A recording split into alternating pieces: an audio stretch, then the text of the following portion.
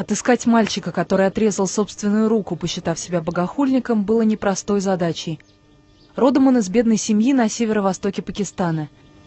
Когда я говорил с Кесаром, мы представляем мальчика под вымышленным именем. Он еще чувствовал боль, но все равно ставил религию на первое место.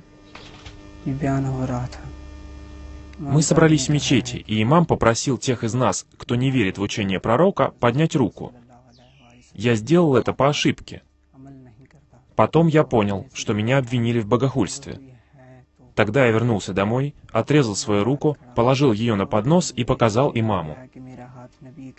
Вот мечеть, в которой все произошло. Тут имам обвинил мальчика в оскорблении пророка. В тот момент здесь находилось около 100 человек, которые сразу проявили враждебность к Кесару.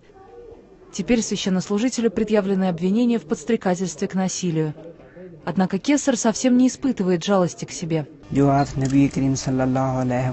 Почему я должен чувствовать какую-то боль или сожаление, если отрежу руку, поднятую против пророка Мухаммеда?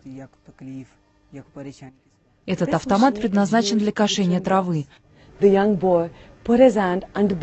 Мальчик положил свою кисть под лезвие машины и одним махом отсек ее. Теперь не только он сам гордится своим поступком, но и вся деревня отмечает это событие. Некоторые люди даже приходят из соседних деревень, чтобы посмотреть на мальчика. Когда я услышал, что мальчик отрезал собственную руку из любви к нашему пророку, я ощутил гордость и счастье. Я пришел сюда, чтобы увидеть его, поддержать и выразить ему свое уважение.